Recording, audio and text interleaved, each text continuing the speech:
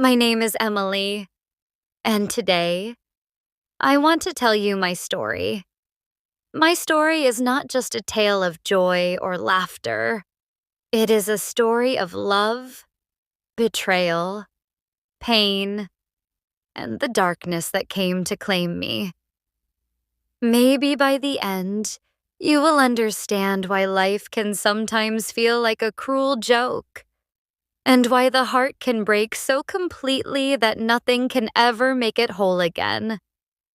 I was born in a small town, in a quiet house with a garden at the back and roses that my mother, Sarah, loved to grow. My father, Michael, was always serious and busy with work. He tried to show love in small ways, but I always felt that something was missing. I learned early on that love wasn't always loud or obvious. Sometimes it hid behind silent glances and small sacrifices. Growing up, I was a shy girl. I never spoke much in class, and I always preferred reading books over playing outside.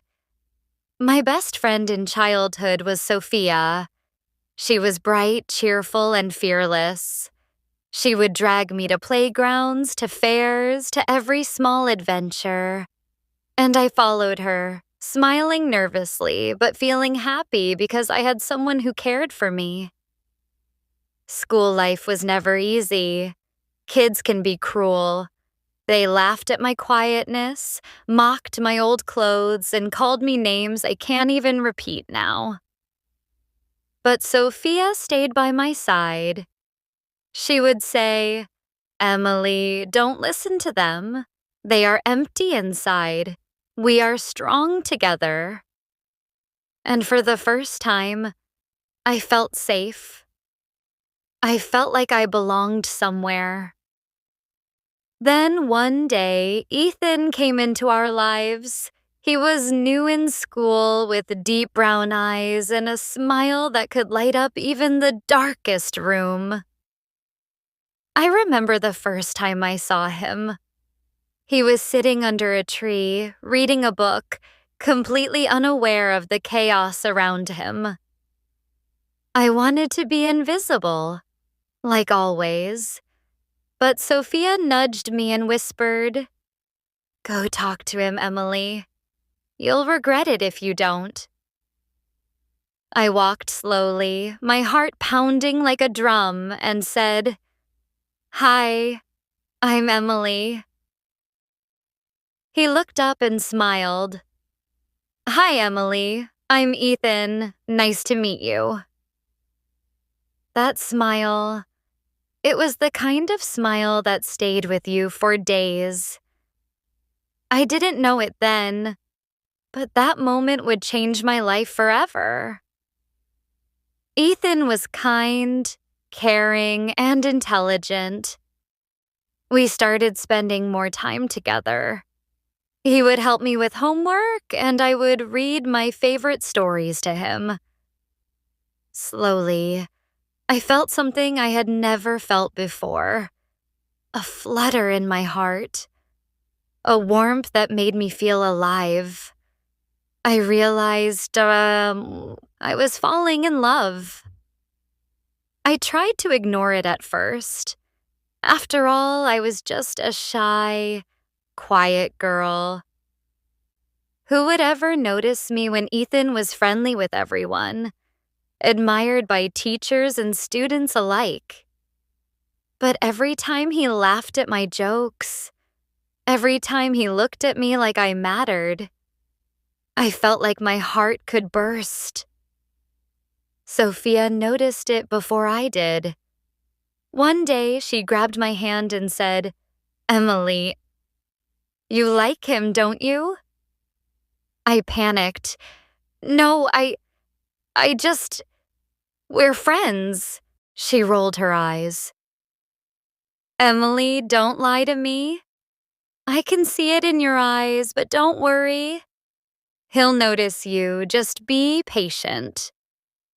And I waited, silently, hoping that one day Ethan would see me the way I secretly hoped he would. Years passed, and our bond grew stronger. We shared dreams, fears, and secrets. He knew about my father's long hours at work, my mother's silent pain, and even my moments of insecurity. I trusted him with my heart, little by little.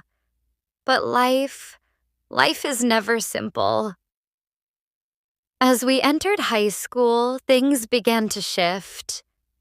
I noticed Ethan talking to other girls, laughing a little too closely, smiling a little too often.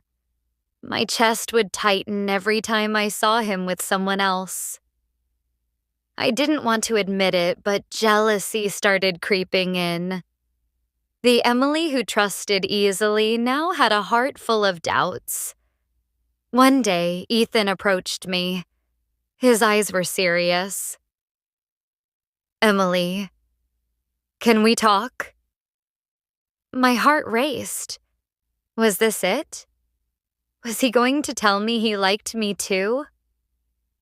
Was he going to finally see me the way I had always wanted? He looked at me and said, "Emily, I've noticed you. You're kind, smart, funny. I like you. I've liked you for a long time." I froze. My heart was pounding so hard I thought it might burst. "You like me?" I whispered. "Yes," he said, smiling. "I always have." Tears welled up in my eyes. I had waited so long, dreamed so much. And finally, it was happening. I wanted to hug him, to never let go, to feel safe forever. But then, something shifted. From the corner of my eye, I saw Sophia approaching. Her smile was fake, almost forced. And the moment she saw Ethan holding my hand, the smile vanished. I didn't understand why at that time. That evening, my life began to change forever. Sophia began to act differently. She avoided me at school, whispered to other students, and slowly started spreading rumors. People began looking at me strangely, laughing behind my back. My safe world, the one I had built with trust and love, began to crumble. Ethan tried to defend me, tried to stand by my side, but the more people whispered, the more he pulled away. I didn't know why. And I didn't know that betrayal can sometimes come from the people you love the most.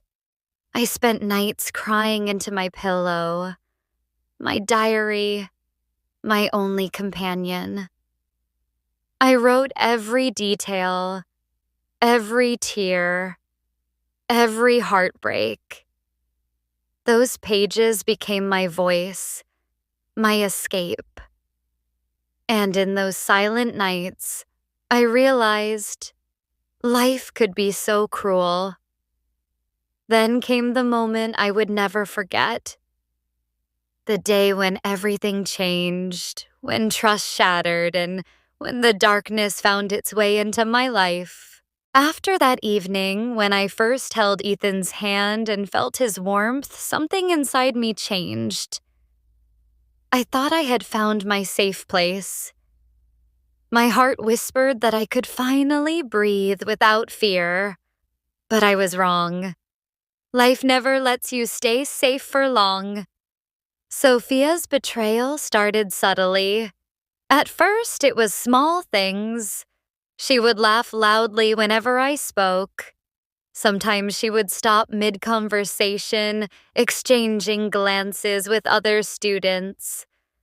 I tried to ignore it. I told myself, "Emily, maybe you're overthinking. She's your friend. She wouldn't hurt you." But deep down, I felt the first sting of doubt, and then it escalated. One morning, I walked into the school cafeteria. I saw Ethan sitting with Sophia, laughing. Not a casual laugh, a laugh that belonged to someone who shared a secret. My stomach turned.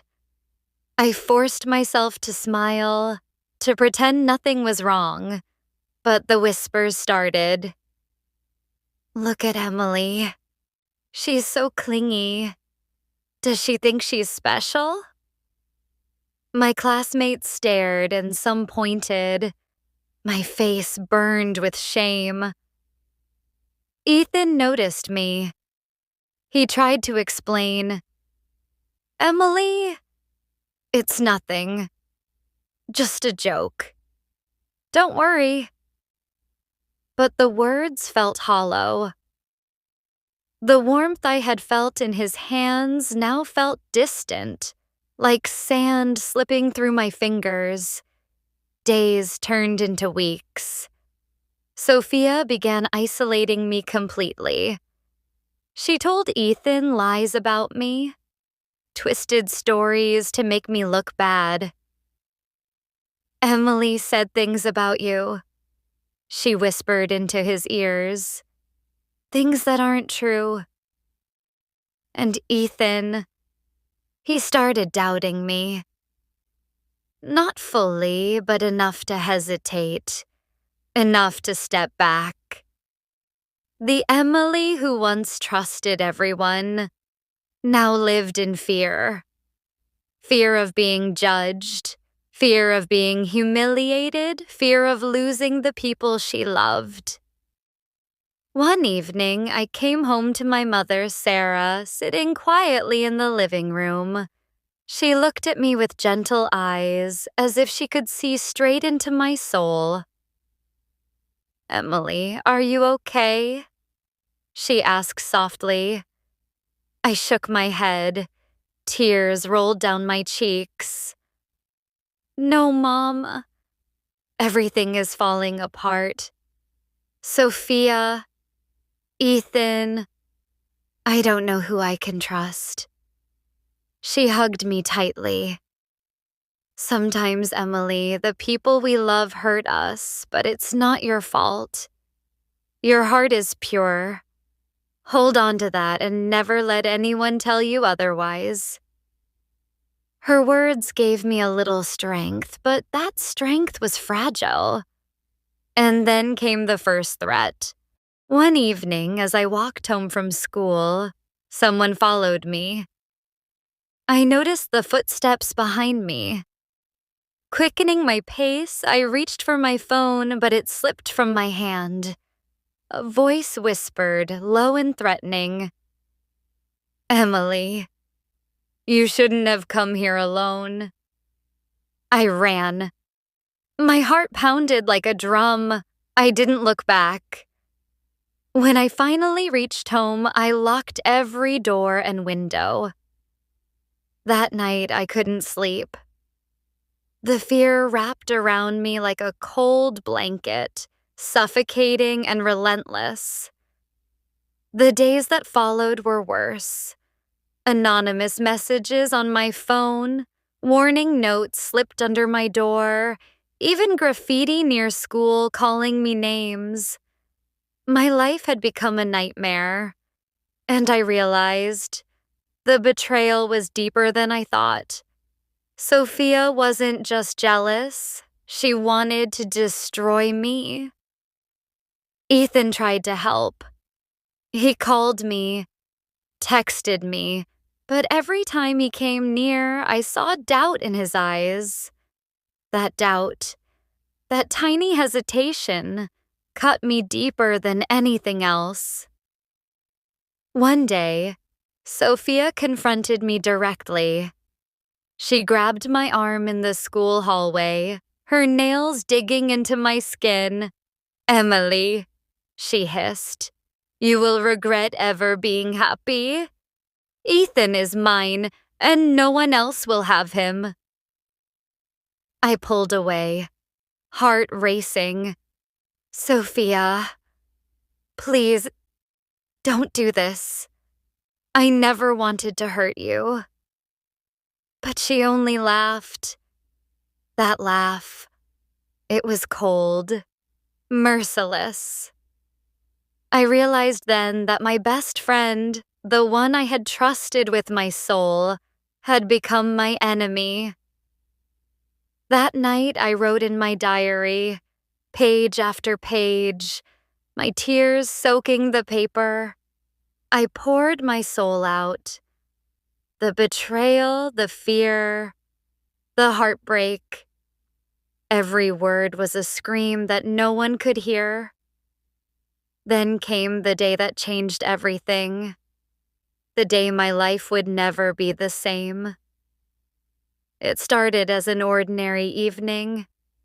I was walking home from school, my bag heavy with books, my mind heavy with fear and sadness. The streets were quiet, the sun setting in shades of crimson. I sensed someone following me, as always. My instincts screamed at me to run, but I was too tired, too weak. A figure stepped out from the shadows. A man. I couldn't see his face clearly. My legs froze. My heart screamed, but before I could react, he grabbed me. I fought, I screamed, but it was futile. Everything went dark for a moment. When I woke, I was in a room I didn't recognize. Cold, dimly lit. I was tied to a chair, my mind raced. Who would do this? Why? Then I heard a voice, not a friendly voice, not Ethan's, not Sophia's. A deep, chilling voice. Emily, it's time to pay. I realized then, all the threats, the messages, the fear, it wasn't just Sophia. It was someone far more dangerous. Someone who wanted to see me suffer, to break me completely. Hours passed. I don't even remember how many. The fear became unbearable. Every noise, every shadow made me flinch. And then the man spoke again. You've caused too much trouble. It's over. I screamed, my voice cracked, tears blurred my vision. I thought of Ethan, of my mother, of my diary, of the life I had dreamed of. And I begged for a chance, for mercy, for someone to save me. But the world, the cruel, merciless world, was silent. The room was dark, cold, and suffocating. I could barely move, barely breathe. Every second felt like an eternity. The man who had taken me didn't show his face. He only spoke in low, threatening whispers. Emily, you thought you could be happy. You thought you could live without paying the price, he said. I shook, my body trembling. Please. I haven't done anything wrong. Let me go. He laughed, a sound so cruel that it pierced my very soul. You betrayed loyalty, trust, and love.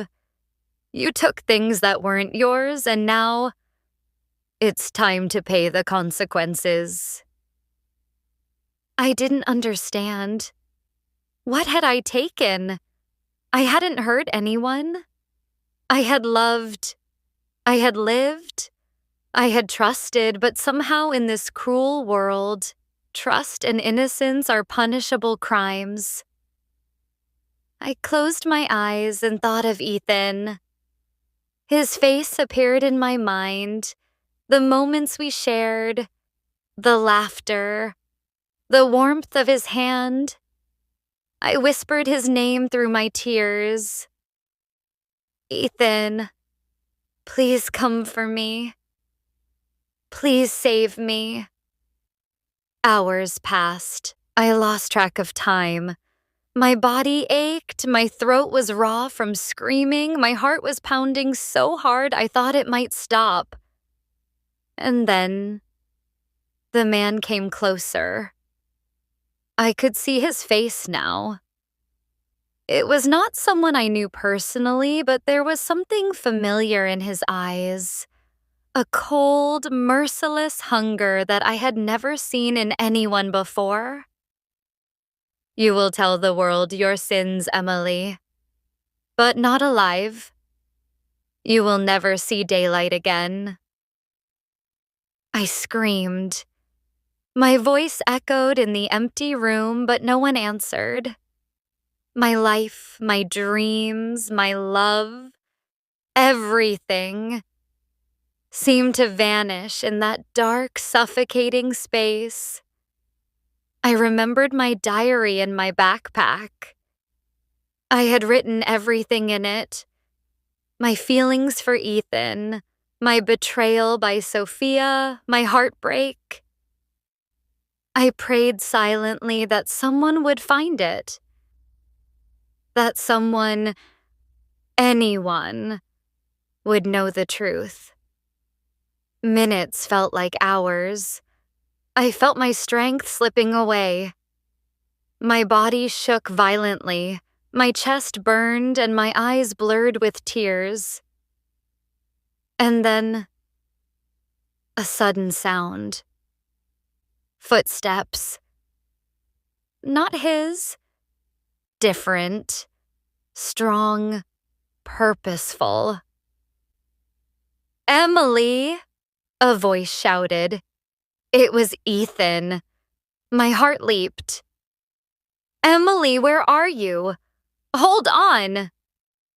I screamed again, this time with hope. My heart, fragile and broken, felt a flicker of life. I tried to shout back, I'm here! Help me! The man hissed, No, this isn't over. But before he could do anything, another voice joined, louder, commanding, Drop her. Now. It was Daniel, the inspector. The door burst open. Flashlights cut through the darkness, revealing the room in stark clarity. I could see faces, uniforms, and weapons. My heart, which had been on the edge of despair, raced with hope. They grabbed the man. There was a struggle, shouts, chaos. But finally, he was subdued. I collapsed to the floor, shaking, sobbing uncontrollably. Ethan ran to me, scooping me into his arms. Emily, oh God, you're safe. You're alive. I clung to him, my body weak, my heart overflowing with emotion. I cried for hours, for the pain, for the fear, for the betrayal, and for the moment that finally brought me relief. But even in that relief, a heavy sadness weighed on me. The Emily who had trusted, who had loved, who had hoped, had changed forever. The innocence was gone, replaced by scars too deep to ever fade. I thought of Sophia. How could someone who called themselves a friend do this? How could betrayal be so personal, so cruel? And yet, life had taught me a harsh lesson. Loyalty and love are fragile, too fragile to survive in a world filled with envy, greed, and hatred. Days turned into weeks. I recovered physically, but the emotional scars remained. Ethan stayed by my side. devoted, loving, trying to heal the broken pieces of my soul. I tried to trust him again. I wanted to believe in love, in happiness, in life. But every night, alone in my room, I felt the darkness creeping back. The memory of that room, the man's voice, the fear. It haunted me. I wrote in my diary every night, my only companion, my silent confessor. And then, one night, I realized something terrifying. Even though I was saved physically, my soul was trapped in fear, pain, and memories. The Emily who laughed freely, who trusted easily, who loved deeply, was gone. The girl who was stolen, betrayed, and terrorized could never return. I wanted to scream at the world, to demand justice, to say, I'm still here. I'm still alive. But the Emily who could fight freely was no longer alive. And that is the cruelest truth. Sometimes, even when the body survives, the soul dies. After the rescue, life should have returned to normal. I should have felt safe, loved, and free. But something inside me had changed forever. Every smile, every sound, every shadow reminded me of what I had endured. The Emily who once laughed easily, trusted fully, and loved without fear, no longer existed. Ethan never left my side. He held my hand, wiped my tears, and whispered words of comfort that I wanted to believe. Emily, we survived. We are alive. I will never let anything happen to you again. I wanted to believe him. I really did. But every night when the world was silent, memories of that dark room, the cruel whispers and the terror that had consumed me returned with a vengeance. Sophia disappeared from our lives completely. I never confronted her, never sought revenge. Part of me wished I could, but part of me was too broken, too tired, too numb. The betrayal had cut too deeply. And yet, life demanded that I continue. I went back to school, returned to my routine, and smiled when others looked at me. But the Emily who walked through those halls, who interacted with friends, who laughed, she was wearing a mask. Behind that mask, fear and heartbreak lingered, invisible to everyone. I kept writing in my diary, pouring my soul onto the pages. Every tear, every scream, every silent cry, I captured it there. Perhaps one day someone would read it and understand. Perhaps one day someone would know that the Emily who survived was not the same Emily who had lived before. Ethan tried to help me heal. He brought flowers, wrote letters, and tried to remind me of the beauty that still existed in the world. And sometimes, for brief moments, I felt hope. I laughed softly. I smiled genuinely. But those moments were fleeting. One evening, as we sat by the garden where I used to play as a child, Ethan held my hand. "Emily," he whispered, "I know it's hard. I know you are hurting. But I need you to know I love you, and I will never leave you." I looked at him and tears filled my eyes. "Ethan, I love you too. I always have, but I don't know if I can be the same girl you fell in love with. I don't know if I can ever be whole again." He kissed my forehead gently. "You are already whole, Emily. Whole in ways that no one can ever break again. We will face the darkness together." I wanted to believe him. I wanted to trust him completely. But the scars ran deep, deeper than words could describe. Every laugh, every joke, every small kindness was tinged with fear. Fear that happiness could be stolen, that trust could be betrayed, that love could be destroyed. Months passed. I continued writing, continuing to survive, continuing to breathe. I went back to school, graduated, and tried to live a life that felt normal on the surface.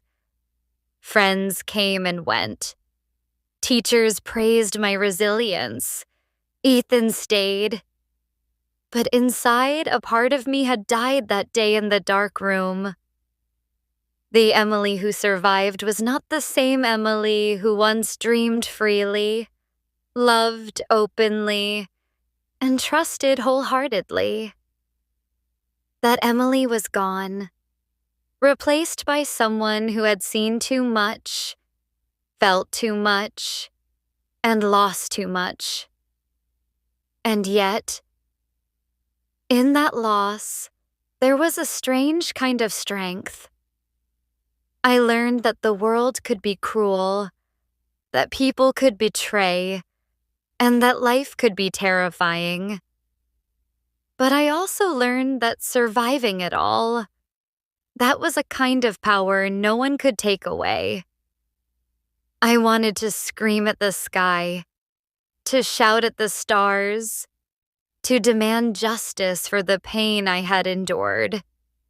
But I didn't. I sat quietly, wrote in my diary, and let my tears fall. Because sometimes, words were all that remained when the world had taken everything else. Ethan and I eventually moved to a new city. We tried to start over. The memories never left, but we learned to live with them side by side. The Emily who had cried endlessly, who had been broken by betrayal and fear. She still existed in fragments, hidden behind strength and cautious hope. And in the quiet moments when no one was watching, I would whisper to myself, "I survived. I lived. I loved. And even though the darkness tried to destroy me, I am still here. My heart may be scarred, my trust may be fragile, but I am still Emily, and I will continue to survive, no matter what."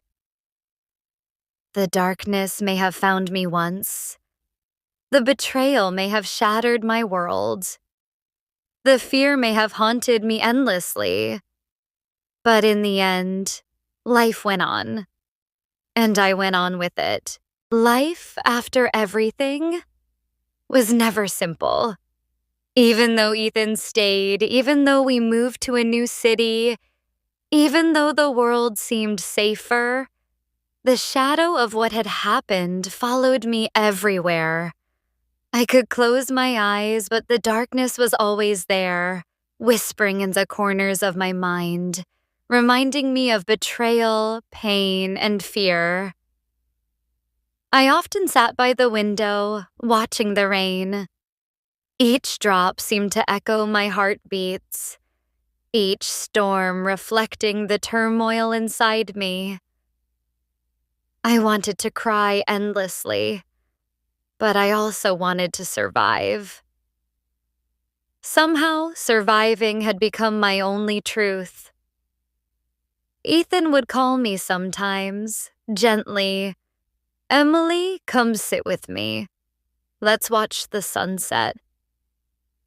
And I would join him, holding his hand, feeling the warmth that once saved me. And for brief moments, I would laugh, genuinely, because he reminded me that life still had beauty. But alone, the memories returned. Sophia's betrayal, the threats, the kidnapping. It all replayed in my mind like an endless movie. I questioned myself constantly.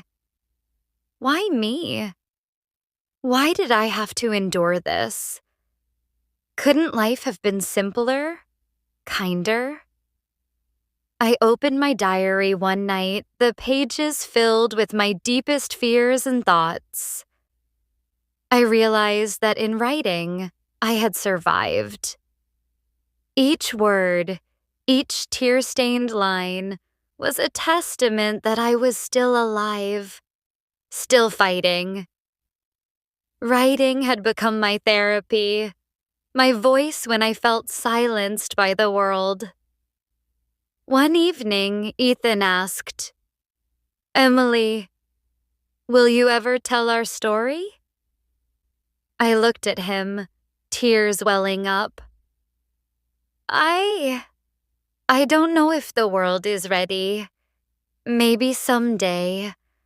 Someone will read my words and understand, but it's too painful, too real. He held me close. Your voice matters, Emily. Your pain, your courage. It can help someone else survive too. I wanted to believe him. I wanted to let my story live, even if my heart still ached. Because in surviving, in sharing, there is a strange kind of hope. Months turned into years. I went back to school, then college. I found work, a small apartment, a life that felt ordinary on the surface, but carried the weight of all I had endured. Ethan never left. His love became my anchor. His presence reminded me that the world, though cruel, still had moments of tenderness. I also learned forgiveness, not for Sophia, not for the man who hurt me, but for myself. Forgiving myself for trusting too much, for loving too deeply, for letting my heart be vulnerable. Forgiveness was my gift to me, the only way to heal truly. And slowly, I began to hope. Hope that one day I could smile without fear. Hope that one day the memories would sting less. Hope that one day Emily would live fully again, not just survive. I still write every night. I still whisper to the dark. I am Emily. I survived. I am here. And though the shadows sometimes linger, I face them with courage. Because I know now, surviving is not enough. Living, even with scars, is the true victory. Sometimes I remember Sophia, and I feel a pang of sadness. But then I remember Ethan, my mother Sarah, my father Michael, and the moments that remind me why I must continue. The love that saved me, the resilience that grew from pain, and the voice that refuses to be silenced. All of it carries me forward. This story, my story, is not just about heartbreak or betrayal. It is about endurance. It is about the courage to continue when everything tries to break you. It is about the voice that refuses to be silenced even after the darkest nights. And so I speak. I write. I survive. I live. Because that is all any of us can do. Survive despite the pain, love despite the fear, hope despite the darkness. I am Emily. I am still here, and my voice will never be forgotten.